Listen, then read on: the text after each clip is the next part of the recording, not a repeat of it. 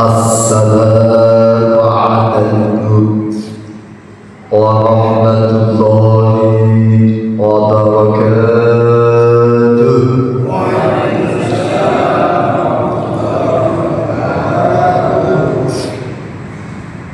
Bismillah, alhamdulillah wa syukrulillah ala nikmatillah. Sallallahu ala nabiyina al-habibul hadith ajal kulli natiqin bil-badi Muhammad sallallahu alaihi wasallam sayyidil arabi wal ajam.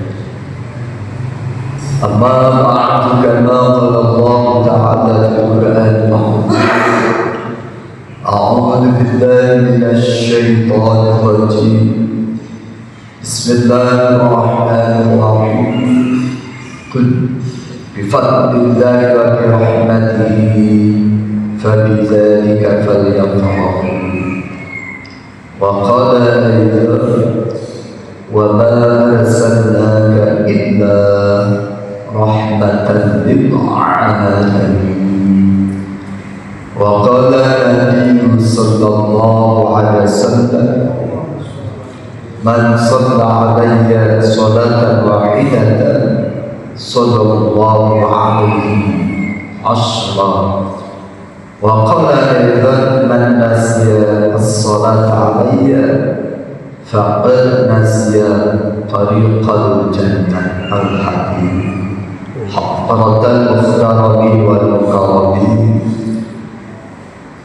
Segenap para hadir, para anggota, para saksi, tokoh masyarakat yang dirahmati Pendeta Besar Ustaz Muhammad SPD, yang dirahmati Pendeta Besar Ustaz Ramli Syakiri SPD, segenap para ustaz, tokoh masyarakat, ada Bapak Haji Syubani, Bapak Haji Ijaz, InsyaAllah semuanya calon-calon haji, amin. Bapak RW, Bapak RT, tokoh masyarakat, para sesepuh, rekan-rekan santri, jamaah, Bapak Ibu yang hadir pada pagi hari ini, walaupun tidak kami rangkai satu persatu namanya, InsyaAllah tidak mengurangi rasa hormat, takdir, cinta, kerinduan kami yang fadil, insyaallah semuanya dalam rahmat ampunan ridho Allah Subhanahu wa ta'ala. Amin ya rabbal alamin. Tentunya yang pertama, tiada kata yang terindah, tiada kata yang pantas untuk kita ucapkan selainnya kita bersimpuh sejenak di tempat yang terbaik di dunia ini. Kita bulatkan niat kita ikrarkan kalimat syukur alhamdulillahirabbil alamin. Subhanallah, atas limpahan rahmat, nikmat, hidayah dari Allah, pagi hari ini Allah bangunkan kita kembali. Seandainya hari ini, pagi hari ini kita tidak bangun selamanya. Subhanallah, atas nikmatnya kita sehat panjang umur, nikmat hidayah iman, sehingga dengan nikmat-nikmat tersebut Allah tambahkan nikmatnya. Allah hadirkan kita bersama, Allah kumpulkan kita bersama dalam rangka satu kewajiban sholat subuh berjamaah, disusul taklimnya yang insya Allah hadirnya kita ini lebih baik dari dunia seisinya. Yang tentunya harapan doa bukan hanya pagi hari ini Allah kumpulkan kita bersama, mudah-mudahan dengan sebab pagi hari ini insya Allah satu saat nanti pun Allah akan hadirkan kita, Allah akan nostalgiakan kita bersama lagi jadi satu keluarga besar yang Allah tempatkan dalam surganya yang terindah. Amin. Amin ya rabbal alamin. Salawat dan salam senantiasa dilimpahkan tercurahkan kepada manusia yang paling indah, manusia yang paling agung, pembawa risalah, pemimpin para rasul, pemimpin umat, pemimpin di dunia akhirat, yang punya syafaatul uzma, baginda Rasul Muhammad sallallahu alaihi wasallam beserta keluarga, para sahabat, para tabi'in, hingga kita punya umatnya, khususnya jamaah Majlis Taklim Baitur Rahman ini. Insyaallah suatu saat nanti pun bisa berkunjung ke Baitullah, ke Mekah, Madinah, ziarah ke makam Rasul, baik melalui haji maupun umrah. Amin. Suatu saat nanti impian harapan doa kita, mudah-mudahan dengan rahmat ridhonya Allah kita benar-benar akan berjumpa beliau lagi, diakui sebagai umat beliau, mendapatkan pertolongan syafaat beliau di hari kiamat nanti. Mudah-mudahan satu taklim sama beliau, satu lantai, satu atap sama beliau di surganya Allah. Amin ya rabbal alamin. Biqaulina Allahumma salli wa sallim ala sayyidina Muhammad wa ala ali sayyidina Muhammad. Mudah-mudahan Allah ijabah, Allah qabul. Amin ya rabbal alamin. Wa ala kulli niyatin salih la hadratina bina sayyidina Muhammadin sallallahu alaihi wasallam. Sajadatu ahli wal haq قضية بالقلب السليم والعلماء من الشرك الشهادة والصالحين وجميع المؤمنين المقربين المسافرين خصوصا بحضرة الشيخ عبد الخالق خصوصا التي أبي بكر وعثمان على الرسل الآخر من المسلمين والمجاهدين في فلسطين وعامة البلاد الرسل الآخر إلى رحمة أولياء الله من المشرق إلى المغرب خصوصا إلى رحمة هذا الجامع، خصوصا إلى رحمة هذا القرية، خصوصا إلى مرحلة التي علينا، خصوصا إلى من المسلمات والمؤمنين من الأحياء والأموات رضي الله عنهم وغفر الله لهم. الفاتحة. أعوذ بالله من الشيطان الرجيم. بسم الله الرحمن الرحيم.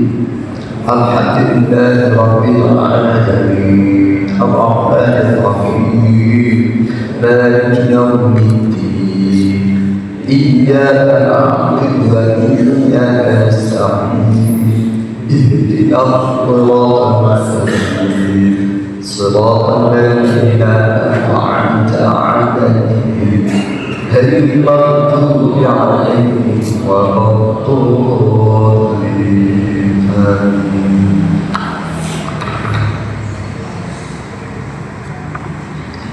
Jamaah yang dirahmati Allah, tidak bermaksud menggurui apalagi mengajari, tidak. Yuk, hari ini kita coba sharing bersama, yaitu tentang sekelumit ya, ilmu Allah kita alam tabarok ya. Kita alam tabarokkan alam berkah dari kitab Aqidatul Awwal. Mudah-mudahan dapat keberkahannya yang isinya adalah mempelajari tentang ilmu ketauhidan, tentang ilmu kemakrifatan, yaitu mengenal, meyakini ya bahwa tidak ada Tuhan selain Allah. Jadi mengapa ilmu tauhid ini menjadi penting? Tentunya ada beberapa alasan. Yang pertama, sebagai pedoman hidup yang kuat, sebagai pedoman hidup yang benar. Karena pada hakikatnya Allah menciptakan manusia, bahkan jin, bahkan seluruh makhluk yang ada di muka bumi ini untuk menyembah Allah, untuk menauhidkan Allah. Dalam seperti firman Allah, wa ma khalaqtul jinna wal insa illa liya'budun. Tidaklah aku ciptakan jin dan manusia kecuali untuk menyembahku, menauhidkanku. Apapun aktivitasnya ketika membawa nama Allah, itu adalah bentuk apresiasi pengabdian diri kepada Allah Subhanahu.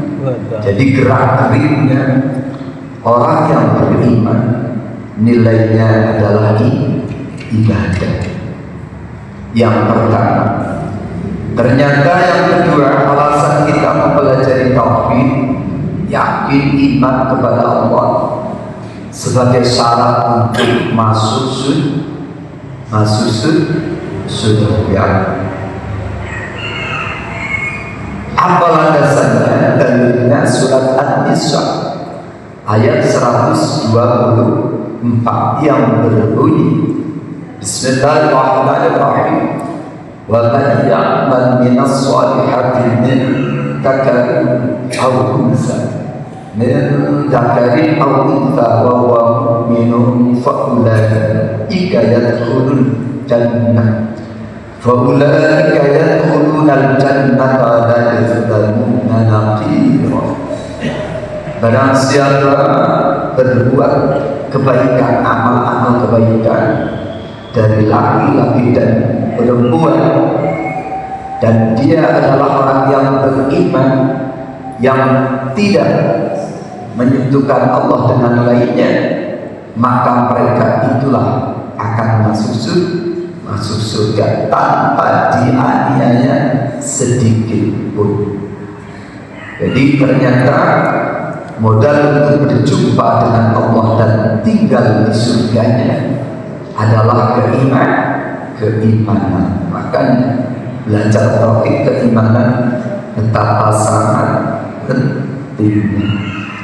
Lalu alasan yang ketiga, mungkin 1000 alasan, tapi kita coba ambil 1 sampai 4 saja. Lalu alasan yang ketiga, kenapa kita harus belajar ilmu tauhid? Apa pentingnya ilmu tauhid? Subhanallah. Dengan ilmu tauhid, dengan menauhidkan Allah, maka akan diampuni, dihapuskan dosa-dosa kita yang sumbernya ketauhidan dari lafal, dari kalimat thayyibah la ilaha illallah Muhammadur Rasulullah. Bahkan dikatakan satu kalimat la ilaha illallah ini dari kecil kafir sampai 70 tahun akan terhapuskan dosa-dosanya dengan satu kalimat la ilaha illallah. Tapi sekarang lucu, orang pikir tahlil la ilaha illallah dibilang bid'ah. Ini kan aneh sekali. Jadi orang masuk surga karena la ilaha illallah, tapi orang masuk neraka pun karena mengabaikan la ilaha illallah. Lah ini malah menuduh la ilaha illallah kita pikir menuduh sesat, menuduh bid'ah. Makanya perlu diluruskan pemikiran yang seperti ini. Subhanallah. Mana bukti dalilnya? Kalau kita beriman kepada Allah, bahkan dosa 70 tahun seketika diampuni dengan bertauhid, dengan mengucapkan kalimat la ilaha illallah. Surat An-Nisa ayat 116 yang berbunyi, Bismillahirrahmanirrahim. Allah inna Allah أن يشرك به ويغفر ما دون ذلك لمن يشاء ومن يشرك بالله فقد ضل ضلالا بعيدا.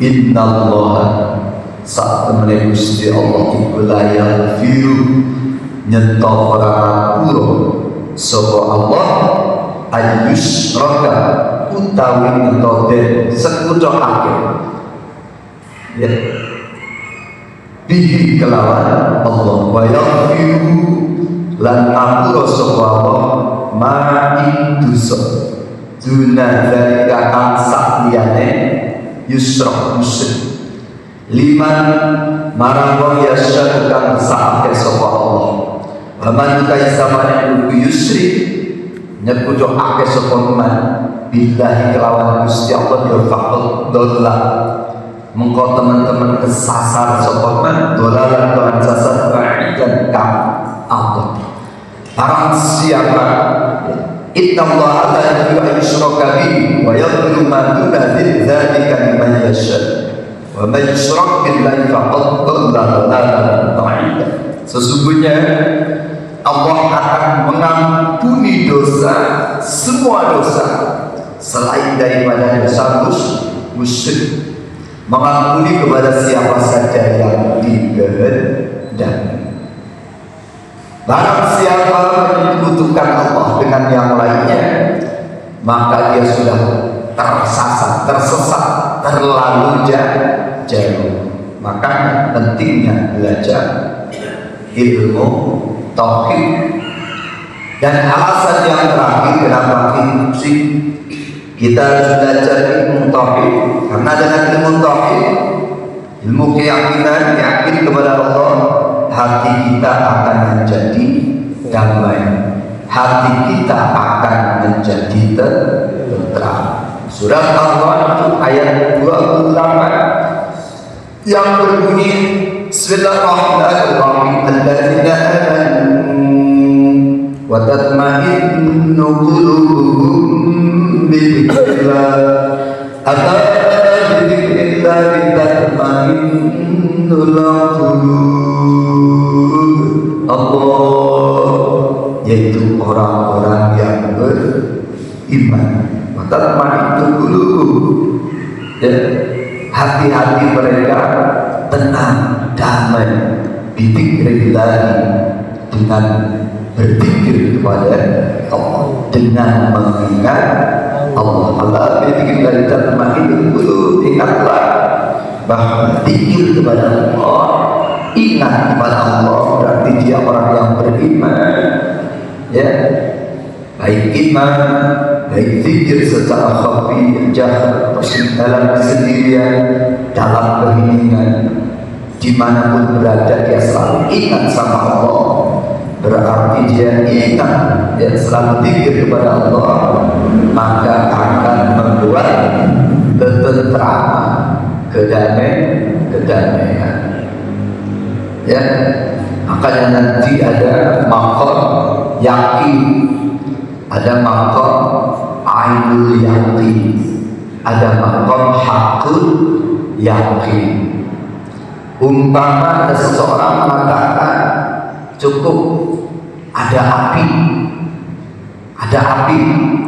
kalau api itu ya sifatnya adalah panas, tapi bisa saja Allah dinginkan, seperti ketika Nabi Allah Ibrahim dimakan, bukannya ya kepanasan, Nabi Ibrahim bardan wasalam, wahai api dingin wasalam. Jikalau tidak ada lafal wasalam, Nabi Allah Ibrahim mati bukan karena kepanasan, tapi karena kedinginan. Pada dasarnya kita mendengar api, kita langsung yakin dan percaya api itu warnanya merah dan panas.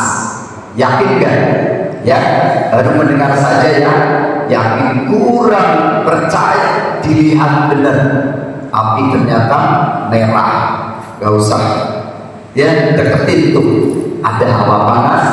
Oh iya, berarti hakul yakin. Masih kurang yakin tuh pegang tuh api, coba panas apa enggak?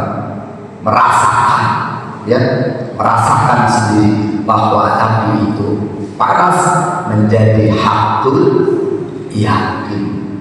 Iman pun harus demikian. Makanya mudah-mudahan dengan kita belajar tauhid, kita akan benar-benar menjadi yakin, ainul yakin dan hakul yakin kepada Allah sampai nafas yang terakhir kita. Lanjut ya. Bismillahirrahmanirrahim. Masih dalam kehebatan bulan Rabiul Awal, saya ambil satu nazar dari Aqidatul Awal, ya.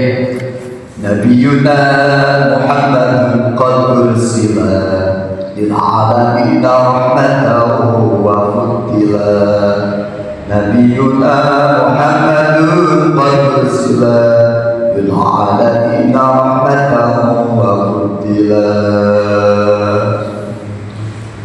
Nabi kita adalah Nabi Muhammad sallallahu alaihi wasallam. Qad ursila lil alamin rahmatan, yang benar-benar diutus menjadi rahmat untuk seluruh alam. Wa fudila, dan menjadi keutamaan. Makanya ternyata nikmat rahmat Allah yang terindah, nikmat Allah yang paling agung adalah dilahirkannya sekaligus diutusnya baginda Rasul Muhammad sallallahu alaihi wasallam. Dalam surah Yunus ayat 58 Allah berfirman, Bismillahirrahmanirrahim, Qul bifadlillahi wa birahmatihi fabidzalika falyafrahu. Katakanlah umat Muhammad, dengan sebab anugerah dan rahmatnya. Anugerah ada yang memaknai ilmu, ada yang menafsiri Al-Quran. Wa birahmatihi, dan dengan sebab rahmatnya, ya. Jadi Allah tidak mengatakan itu kamu rahmatku enggak langsung, tapi inilah indahnya Allah. Dengan ayat itu maksudnya karena mengagungkan kanjungan. Dengan sebab rahmatnya dan rahmat Allah yang tertinggi, ternyata bukan dan tidak lain adalah dilahirkannya sekaligus diutusnya baginda Rasul. Maka dengan sebab anugerah dan rahmatnya, yaitu dengan rahmatnya yang tertinggi adalah dilahirkan dan diutusnya kanjeng Nabi Muhammad, falyafrahu, maka berbahagialah kamu sekalian, senang bersyukur kepada Allah.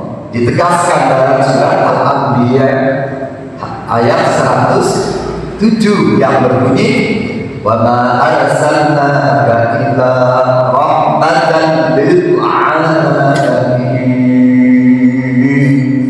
Allah tidaklah akan mengutus engkau Muhammad kecuali menjadi rahmat untuk seluruh alam Allah. Sehingga nadomanya menjadi Nabiyuna Muhammadun qad ursila lil alamin rahmatan wa fudila. Bahkan mu'alif ini langsung wa fudila, Nabi Muhammad itu menjadi rahmat sekaligus fudila. Pas ayatnya surat Yunus ayat 8-7 ditegaskan dalam surat Al-Anbiya ayat 107, tidaklah aku utus engkau Muhammad kecuali menjadi rahmat untuk seluruh alam.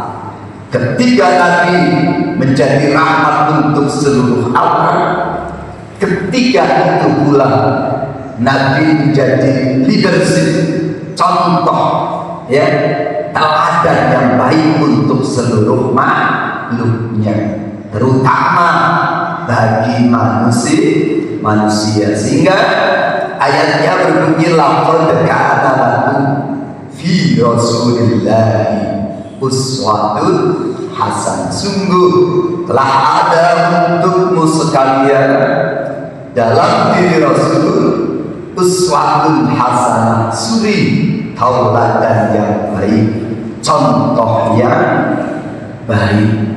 Subhanallah, namanya Nabi kita sudah mulia, yaitu siapa? Muhammad dan Ahmad. Kalau Nabi Isa menyebut Nabi kita Ahmad, apa sih bedanya Muhammad sama Ahmad? Kalau Muhammad kemarin sudah disampaikan ya, isim maf'ul. Muhammad adalah orang yang sangat terpuji. Ahmad adalah isim tafdil. Ahmad berarti orang yang paling memuji. Jadi Nabi Muhammad adalah orang yang sangat dipuji dan orang yang paling memuji kepada Allah Subhanahu wa ta'ala, sehingga dinamakan Muhammad dan Ahmad. Bahagia ya, jamaah ini termasuk menjadi bagian dari Nabi Muhammad. Siapa? Umatnya. Karena umat yang terbaik kata Nabi itu umat khairul umat adalah ummami. Kata Nabi, sebaik-baik umat adalah umatku.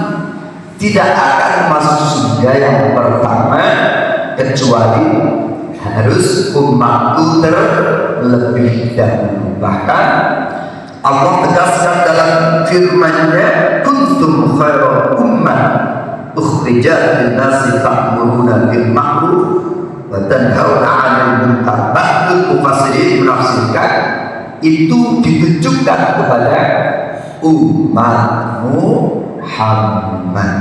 Yuk, hari ini kita mengenal beliau. Hari ini kita coba membuka biografi beliau. Hari ini dalam bulan Maulid ini tidak lain dan tidak bukan memperingati Maulid, tidak lain dan tidak bukan adalah ya apresiasi sekaligus implementasi syukur kita kepada Allah Subhanahu wa ta'ala, sekaligus terima kasih kita kepada Nabi Muhammad sallallahu alaihi wasallam. Mulianya nama Nabi kita. Wa'lam, dan ketahuilah Allah Ta'ala, sesungguhnya Allah Ta'ala memerintahkan Allah al-khalqa terhadap makhluknya bisolati, untuk mengerjakan kewajiban sholat 5 waktu ala surati ismi Ahmad, yaitu menyerupai ya lafal Ahmad. Wa khalaqallahu, dan Allah menjadikan al-khalqa terhadap makhluknya yang bernama manusia ala surati ismi Muhammadin, atas bentuk nama Muhammad sallallahu alaihi wasallam. Subhanallah, Allah perintahkan manusia untuk melakukan sholat 5 waktu. Ternyata gerakan sholat itu adalah nama Nabi kita, yaitu Ahmad. Mana buktinya? Fal qiyamu kamitsril alfi. Adapun berdirinya sholat itu seperti huruf alif. Ahmad ada 5 huruf, hamzah, mim, dal. Berdirinya alif ya. Berdirinya sholat itu menunjukkan lafal alif. Warukuhu kalau hai, adapun rukunya seperti huruf ha. Huruf ha, ruku, berdiri terus ruku. Wasujudu, adapun sujudnya kal mimi seperti huruf mim. Ahmad. Wal qu'udu, adapun duduknya qaddari seperti huruf dal, maka jadi rangkaian sholat. Ternyata lafal Ahmad, nama Nabi kita, itu adalah bentuk daripada gerakan sholat. Allahu Akbar.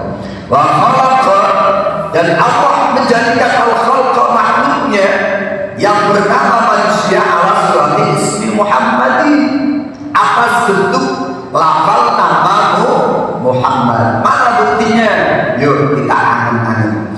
Farrasu, adapun kepalanya mudawwarun yang bunda kalmimi, seperti huruf mim. Muhammad, ternyata kepala kita berbentuk huruf mim, al-ula, mim yang pertama. Wal yadani, adapun kedua tangan kita kalau hai seperti huruf H. Wal batnu, adapun perut kita sampai pantat kal mimi atsaniyati, seperti huruf mim yang kedua Muhammad, sampai perut dan pantat itu Muhammad. Adapun warizlani, adapun kedua kaki kita kadali, seperti huruf dal. Ya, ternyata bentuk tubuh kita itu adalah lafal Muhammad. Apa hubungannya dengan ketauhidan? Orang yang beriman, tanda yang pertama pasti dia sholat. Maka untuk membedakan orang kafir sama orang yang beriman adalah cuma di sholatnya. Makanya wala yuhradu ahadu minal kufar ala suratihi bal tuddalu suratahu ala suratil hizir thumma tukhrabu binna. Subhanallah, ini rahasia.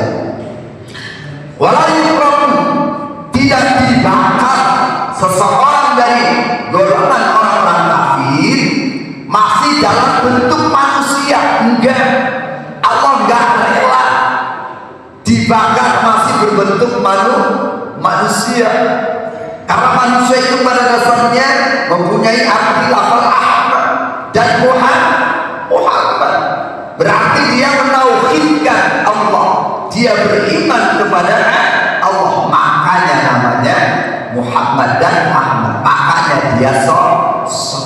Allah enggak rela ketika ada seseorang dari golongan orang-orang kafir ya dibakar di neraka masih berbentuk manusia.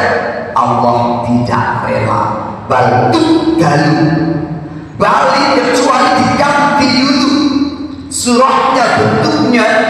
Orang-orang kafir yang masuk neraka diganti tubuhnya, bentuknya ala suratil khinzir, menjadi rupa cewek, babi, dan lain sebagainya. Subhanallah. Tsumma tukhraku binnar, setelah Allah ganti dengan muka monyet, muka babi, muka cewek, muka kale, lalu Allah masukkan ke dalam neraka. Itu rahasianya. Subhanallah, Allahu Akbar. Makanya Nabi mempunyai julukan khairul anam. Nabi itu sebaik-baik manusia. Nabi mendapat julukan predikat khairul bariyah, sebaik-baik makhluk. Nabi mendapat legalitas gelar dari Allah khairul anbiya, sebaik-baik para nabi, bahkan penutup para nabi. Nabi mendapatkan gelar ya, legalitas dari Allah, predikat dari Allah, apa? Habibullah, yaitu kekasih Allah. Artinya orang yang paling dicintai dan sangat disayang oleh Allah Subhanahu. Bahkan Nabi minta gak usah, Nabi diberi gak usah minta. Inna a'tainakal kautsar, bahkan Allah ridho wala saufa yardo. Subhanallah ya. Ketiga Nabi adalah orang yang terbaik, makhluk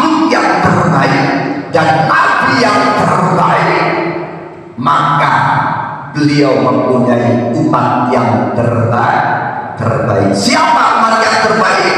Insya Allah jamaah Masjid Taklim Baitur Rahman. Iri, para nabi aja cemburu, iri.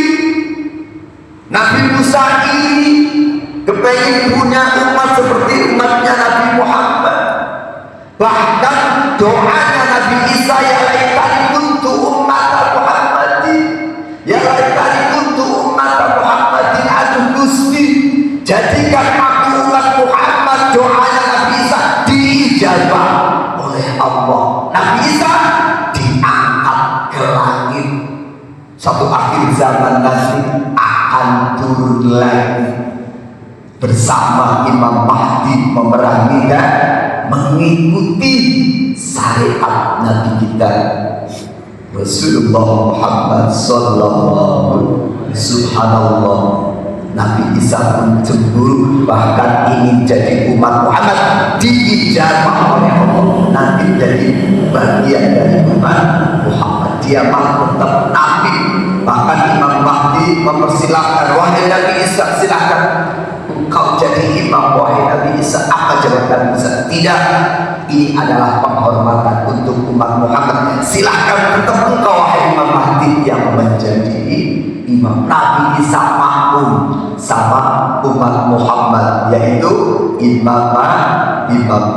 Subhanallah, Allahu Akbar. Sehingga Nabi Adam pun cemburu. Ya, ini biar kita tambah yakin ketauhidan kepada Allah, mengutus Rasulnya yang bernama Muhammad, mempunyai umat yang terbaik. Lanjut 10 menit lagi ya. Biasanya kan setengah 7 cepat. Nabi Adam pun cemburu, iri kepada Muhammad, kepada Nabi Muhammad dan kepada umat Muhammad. Wahukiyah, dan diriwayatkan anna Adam alaihissalam, sesungguhnya Adam alaihissalam qala, berkata, inna Allah, sesungguhnya Allah a'ta umat Muhammadin arba'a karamatin. Ini saking cemburunya, saking irinya sama umat Muhammad, berkata Nabi Adam, sesungguhnya Allah memberikan umat Muhammad itu 4 karamah, 4 kemuliaan. Maaf koliha, yang 4 kemuliaan ini gak aku dapatkan. Allah gak berikan 4 kemuliaan ini kepadaku, tapi Allah berikan 4 kemuliaan ini terhadap umat yang terbaik, yaitu umat Muhammad. Mau tahu apa orang ini? Lanjut apa orang ini? Baik. Lanjut apa orang? Lanjut. Terus yang pertama, ikhdah. Kata Nabi Adam ini cemburu ya, iri kepada Muhammad. Ikhdah qabul taubatika ala man jannah. Aku diterima taubatku harus berada di Mekah. Aku diterima taubatku kalau aku di Mekah. Tapi waktu Muhammad dia tunggu dari kulli makan, fayaqbalullahu taubatahu. Tapi umat Muhammad tobat dimanapun berada. Yang penting dia bertobat. Dimanapun tempatnya umat Muhammad bertobat, Allah terima. Tapi tobatku diterima oleh Allah, kecuali aku harus ada di Mekah. Kita nggak bisa bayangkan kalau umat Muhammad dikit-dikit salah, dikit-dikit dosa harus tobat ke Mekah. Repot apa repot? Orang umroh saja orang bisa, apalagi haji yang tunggunya 30 sampai 50 tahun di daerah.